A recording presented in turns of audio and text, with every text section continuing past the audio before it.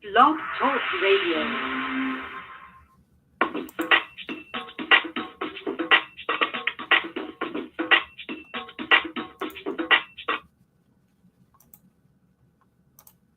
Do you know what kind of woman you have to be to rise in an all-male run, all-male controlled, all-male executed, all-male domain, all men all the time? Do you know what kind of woman you have to be to survive, not only survive, but to thrive and to gain their utmost respect, their utmost regard, and to gain the admiration of not only the men you work with, but everybody who encounters you? Do you know what kind of woman you had to be in 1980? You gotta be powerful, powerful, powerful, powerful. And I mean...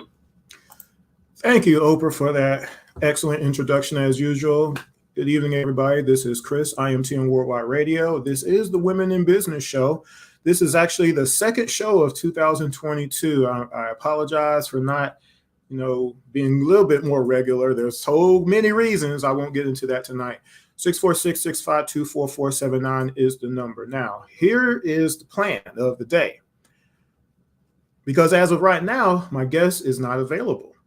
And I admit I am kind of worried. If you were watching the YouTube channel right before I went live, this will be disappointing if this guest does not arrive.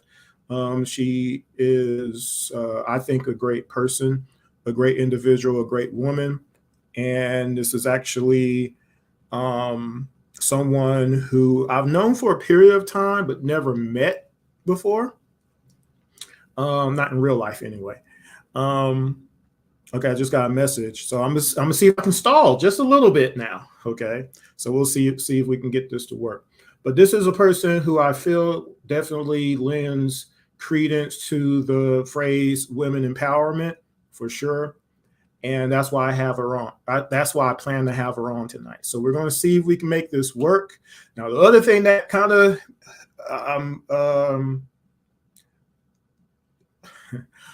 is the time, because I didn't have, I had a succinct period of time with this individual.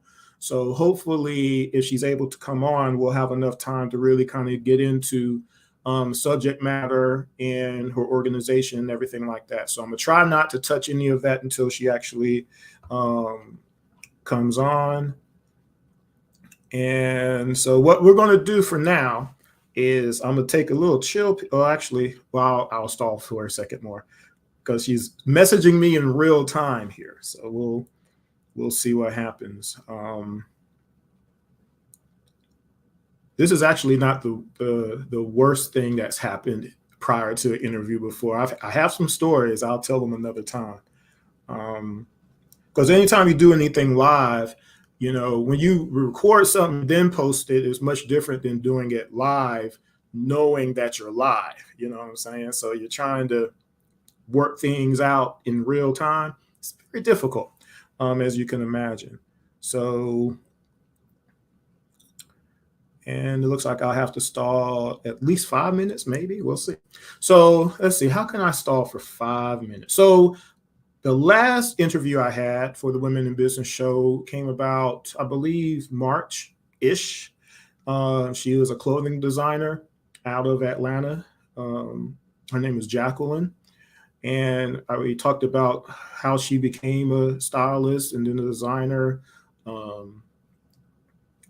So that was my last interview. I think the one before that was last year, actually. Have had a lot of health issues, so I haven't really been regular with the Women in Business Show.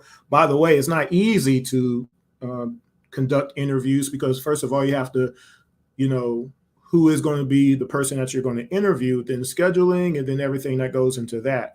I don't just go out and just interview anybody, obviously. I like to interview people who either I personally know, I know where they started from to get to where they're at as far as accomplishment. And that's how I like to set up the interview based off of that information.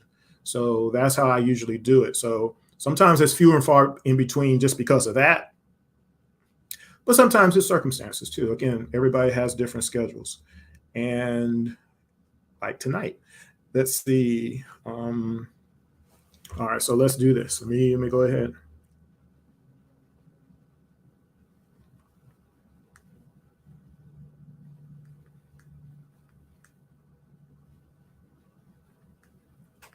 Sorry for the dead air, folks. Gotta type this.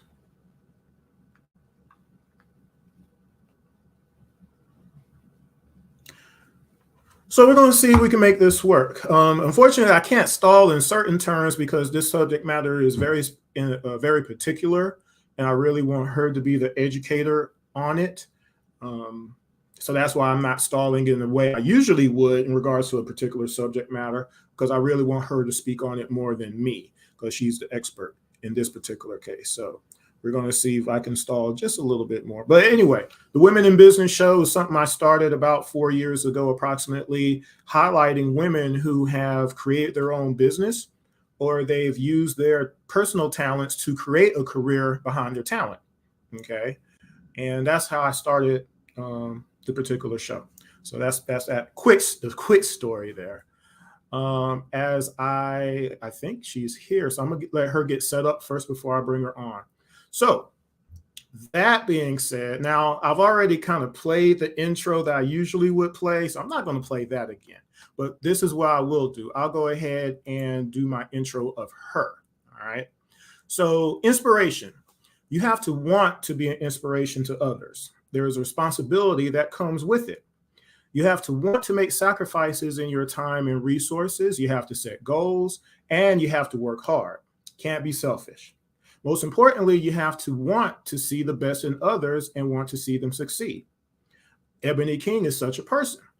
She saw a need that needed to be addressed and decided to do something about it.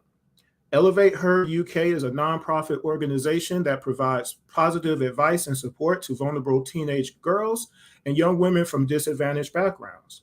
Ebony observed what homeless women, teenage single mothers, and domestic abuse victims and others go through and said, I can help.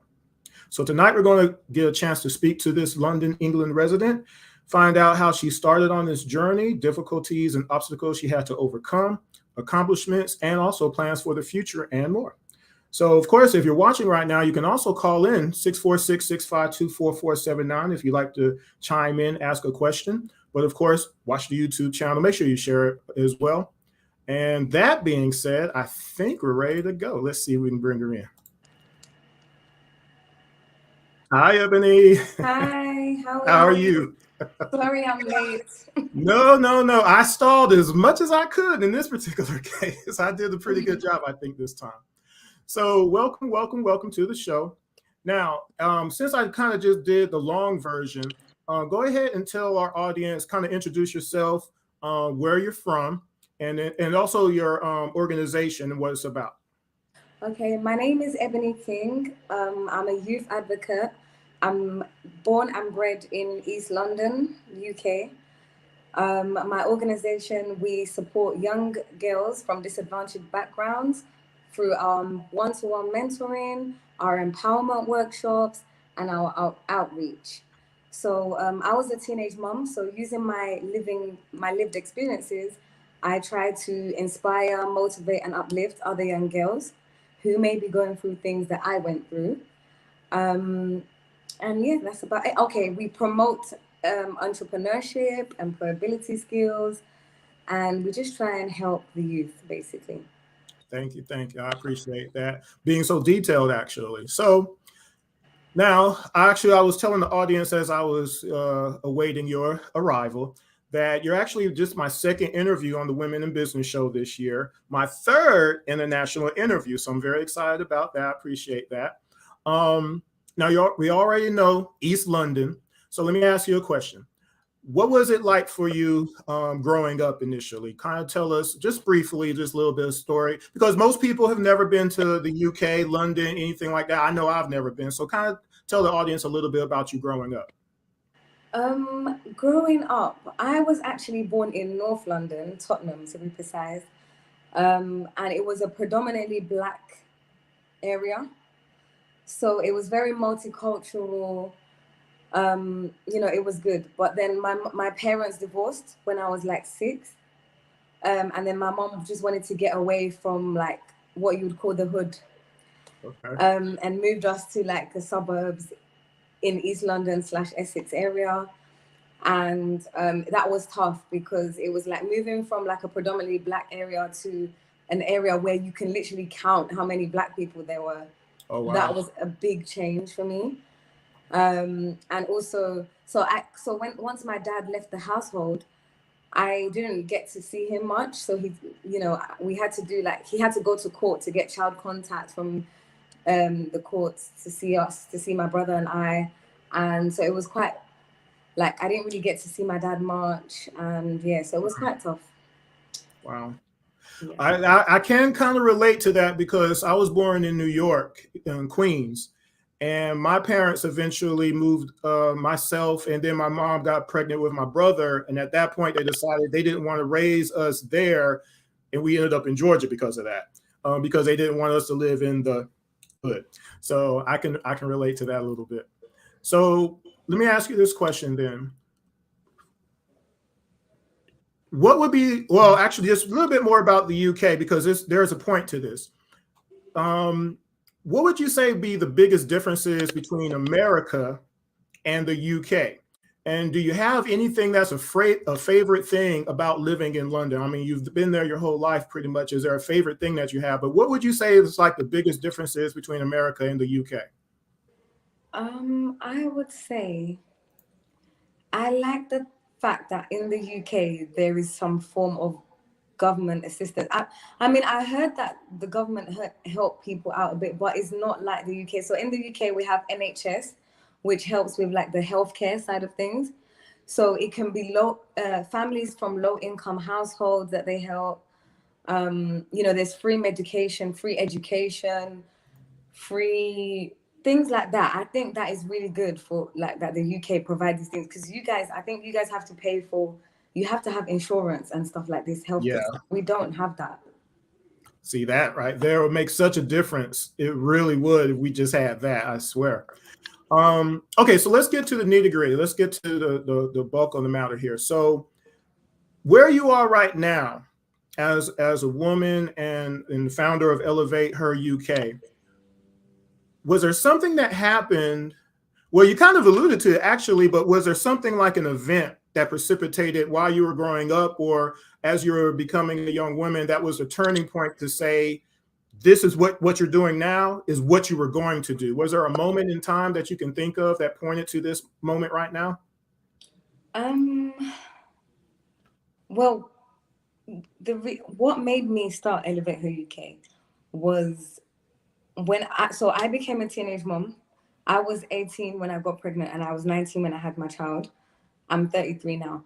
But when I was a teenage mom, I went through so many things. Like, I didn't have much mental health support.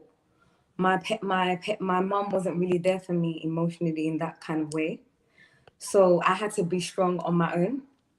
And it was back then, there was like a stigma on teenage moms, like, you know, maybe you wouldn't make it in life. A teenage mom is useless and stuff like that. So I had to go through these things, and those things actually, you know, it made me more determined to show like the world that I can actually be something and do something. And I like helping people because I know what it feels like to be a young mom who doesn't have much help, who doesn't have much support. I mean, my mom gave me physical support because she looked after my child when I went to uni, but no one asked me like, how am I feeling? How is it? You know, how are you feeling emotionally? You know, so I always knew that I wanted to help other young girls that were going through things like that, who didn't have someone to support them mentally. And I will say that's a huge, what's the word I'm looking for here? Let's just say that's important, because the mental part of just life can be very difficult, and so many people could care less about that. They don't care how you're feeling. They don't care what's going on, and they'll ignore it, and they'll just let things fester for a period of time until all of a sudden, boom, you know. And I want to say thank you for even being available for all those young women who are in that particular position right now, because they do need the help because of that. Mm-hmm. Let's see. So I want to ask you, what was the steps of you, now that you know what you wanted to do and the why, can you explain to our audience how you actually founded this organization? Because I have to say, doesn't seem like the easiest thing to just kind of, okay, now it's here. So what was it like founding the company, the organization, I should say? What were some of the steps? And you mentioned earlier in your intro as far as what you kind of directly participate in, but kind of give us a little bit more of that as far as that goes too.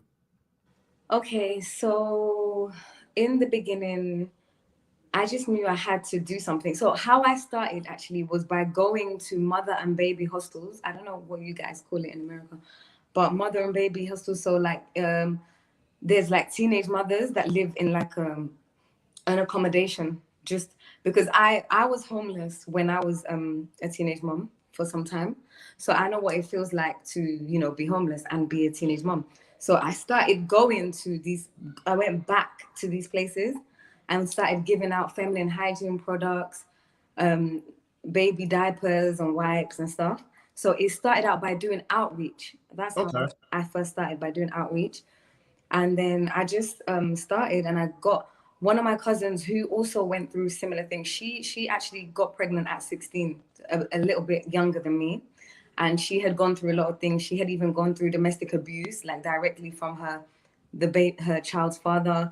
So I just said to her, like, what about if we start helping other young girls? What do you want to join my team and things like that? And then we just started. Her name's Maria. Maria and I, we started doing these things, doing workshops, delivering workshops, empowering workshops. And then we just started, and then our team grew from there, and that's how we started. Wow, that's amazing right there. And again, you're the volunteer spirit, you just wanting to do more to help others that you didn't know who they were or whatever, but you knew their situation. You knew how they had to be feeling because, like you said, you experienced it. That's really well said. I appreciate that. You mentioned some of the programs. Tell us some of the programs that you've developed over this period of time to address some of the different needs of the women that you help. Okay, so aside from going to secondary schools, because I go and deliver talks, like I deliver awareness talks. So, I would do assemblies on things such as um, social media pressure, gang grooming, sexual exploitation, basically what teenagers are going through right now. I will deliver talks on that, motivational speeches on that. And then the empowerment workshops, we do like, we'll bring a facilitator to teach the girls some top tips on how to do hair, makeup, nails, lashes, first aid, so self-defense, so many different things. Wow. I'm just flashing some of those things there as far as harassment, domestic abuse. Have you been a single mother? I just want to let the audience know these are some of the things that you concentrate on, and they're very important. 646-652-4479 is the number if you'd like to chime in and maybe ask Miss Ebony a question. You can definitely do that. So let me ask you this, Ebony.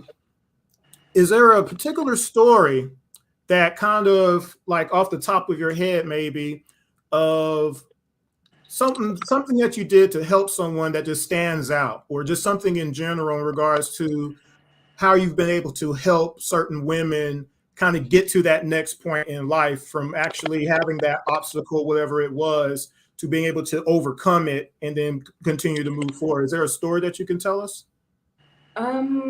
Right off the top of my head, there's not a particular story, but most recently, I've had a lot of young girls who I've managed to help get into employment. So, Oh, wow. I've had a few girls, and when they even message, like, so I put things on social media. So if I forget to invite certain girls, they'll be like, "Oh, but Ebony, why didn't you tell us about this? We wanted to come." Like, it's so shocking to me that they're actually interested in the things I do and they still want to come. Like, I've got a good relationship with a lot of young girls. I've had a few parents also call me to like be an intermediary between them and their children, and I've been able to make successful outcomes from it. Um, so there's not one particular. I've helped a lot of young people get into employment because I also partner with corporate companies. and organizations. So I'm able to help these young people who are looking for work, who are looking for jobs. I'm able to help them to get into a job. And I'm also able to provide them a job, because in my organization, I have like admin duties that need to be filled, workshop assistant duties. So sometimes I help them with things like that. Well, that's a huge point as well, because you have people who you've actually helped who stayed in touch. That's not common. Okay, so I definitely appreciate you mentioning that, because sometimes it's easy for someone to say, "Yeah, I'm good," but if you're continuing to have, like, the word outreach, and you're able to continue to stay in contact with them, so that way they know that if something else can happen, they can come back. They're not just been tossed aside or whatever. And as far as you helping them with employment, that's definitely commendable, because again, it's that next step. Most of the times when let's say if I can actually relate to this, because I've been homeless once a long time ago. I didn't plan it, but all of a sudden they fired everybody. But anyway, after that period of time, and actually even got a new job, I still had to transition to, I had to get a new place to live. I had to get a car again, all these different things. And that community actually helped me go through that little bit of a process, because it had been a minute, and where I was homeless at was not the easiest place to be homeless at all. I'll talk about that a whole nother time. But anyway, so I definitely commend you on those things there, because sometimes people forget about that transition point. That's a big deal. People don't want to feel like they're alone. And I've always told people over the years, people just want to know they can be helped, and that you want to help them. And that's where they're going to gravitate to. So you being able to do that for people, definitely, I appreciate you just for that too. Thank you. You're welcome. All right. So that being said, the past few months, now I remember seeing one post, I can't remember off the top of my head, but I think you had a little bit of fanfare there in the London area in regards to your organization. Can you kind of tell us about that? You've had some highlights happen over the last few months. Where are those? So I have been also working on a youth safety campaign, which is not just for girls, it's for boys and girls who are young. Because in London, I don't know how it is in America, but in London, the streets are not as safe as it was before. So in the night, a lot of young people don't feel safe. So we were pleading with Transport for London. Transport for London is what regulates like the public transport in London. We were pleading with them, and I've been having meetings with them, and we were trying to say, like, can they find ways to allow young people to get on the bus without having to, if they lose or forget their Oyster cards, the bus driver should let them on. Oyster card is like a pass to get on the bus. Okay. But what happens in the UK is, if a young person if they forget their Oyster card, bus drivers don't let them on, even if they're wearing their school uniform. Like, the bus driver will see that this is a child, this is a vulnerable person. Oh, these are school age kids. Yes, child wearing their school uniform, and they'd forgotten their Oyster card or lost it, and the bus driver still will not let them on. And this is a risk, because the streets are not safe. There are things like gang grooming, sexual exploitation, street harassment that's going on, kidnap, knife crime. So a bus driver denying a school child access is increasing the risk of that child being put in danger. So my team and I and other organizations came together. We pleaded with Transport for London to ask them to please allow young people on the bus if they forget their Oyster cards, especially if they're in their school uniform. So we're currently on that campaign. BBC News picked it up a few weeks ago, and we're still running that campaign we're not going to stop until we make changes. Yeah, that's scary. I have to give you applause on that one, because you're right. Now, streets here, yeah, they're pretty dangerous here, especially in the ATL. I'm not going to get into that right now, but I can't imagine just basically abandoning them, and depending on the time of day and things of that nature. I've never been to London, but I could just imagine, like you said, gang members, recruiting, and or, like you said, sexual exploitation. You just see this random person by herself at the bus stop because she couldn't, and it's worrisome to even think about it. And just the bus driver be like, you know what, the city is not losing a lot by just letting this person on. Right? So what are you doing? You see, so I appreciate that so much. I saw that. I wanted to make sure that we mentioned that during this interview. I saw that. So let me ask you, the future for Elevate Her UK. Can you give us any secrets? I don't know if you can drop any nuggets on us, but what do you have planned for the future? So yeah, we'll continue to do our workshops, our mentoring in the UK. However, we're in the process of partnering with organizations in the US. Oh, wow. That's partly why I'm currently in Atlanta. And also, we're opening a branch in Africa as well. We're going to be helping people back home, young people back home, because, there's a lot of things going on that needs to be addressed. So, yeah. So Elevate Her is branching out. It's not just going to be UK, US, Africa, worldwide, global. Yeah. I've always wanted to ask, and it just never came up before, just messaging on Instagram, whether or not you were ever going to branch out eventually. So now you got the official word that you are. So congratulations on that. I know it's not going to be easy, but it's going to be worth it for sure. Thank you. No problem. So let me ask you a few more questions. For those that live in London, that's going to see this eventually, and those who are already here in the US, is there a way for them to be able to participate in what you're doing right now, or get involved, whether it be donations or fundraising? How can people find out more about Elevate Her UK online? First and foremost, you can go on our website, www.elevateheruk.org. There's links there. We have a GoFundMe. We also have our non-profit account, charity account. The details are all on our website. Or you can go on our Instagram or our Twitter. We have a link that will take you to everything. If you want to, not just donations, if you want to partner with us, collaborate with us, we're open to that too. You could just send an email or just drop a message on any of those social media platforms, because we're on everything: Facebook, Instagram, Twitter. You name it, you got it. I hear you, Ebony. That's really cool. So last but not least, I do want to say for everybody who's watching that Ebony is going to be one of the final participants in my documentary called The Power of Women, which is why y'all see the logo posted on everything today. Ebony is a woman that I've respected for a period of time now, from afar. And this might be hopefully the first time I get to meet her this evening. Now she's here in America for a little bit. But The Power of Women is a project that I started to highlight those who I feel women empowerment is important to them, and they've done something to carry that on. Okay. And I'm going to have her participate on the basis of answering certain questions, so that way other women can see and appreciate where she comes from and maybe help them. That's why I mentioned inspiration earlier in my intro. It's important to be inspiring, and everybody can't do it. Everybody doesn't want to do it. So those who I see wanting to do it, I definitely like to get them involved in it. So thank you again for being involved in that project. Thank you for having me. No problem.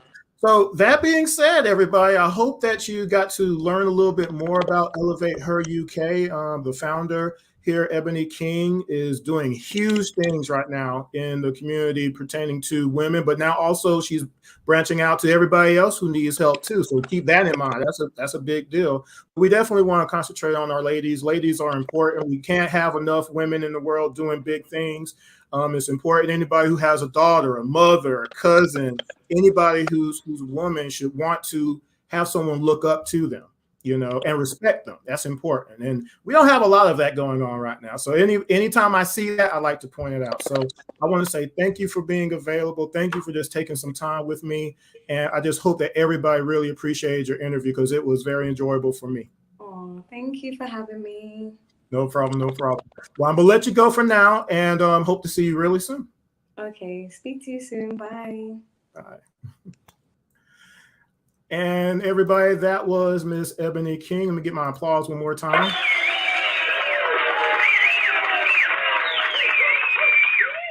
And I knew she was really busy, and it was just a matter of I just had to stall just a little bit. That's all. So make sure you go to elevateheruk.org. Let me pull that up real quick. Elevateheruk.org is the website, and make sure you follow her on the Instagram page, elevate.her.uk on Instagram. If you'd like to know more about her organization, and as she mentioned, she's about to branch off to the United States and also to Africa. which is amazing. I mean, that's a huge outreach now that she's going to be touching. And it's really amazing. The story she mentioned about, bus drivers. We have public transportation here in the ATL. It's MARTA. MARTA is smarter, right? And I never really thought about it on the basis of what if a child who, for whatever reason, well, here I guess we do have our public buses, but what if it's after the fact? What if it's after school activities and things of that nature? And then they get on MARTA. We know we have a lot of kids that get on the MARTA transportation system here in Atlanta. And what if their MARTA card doesn't work?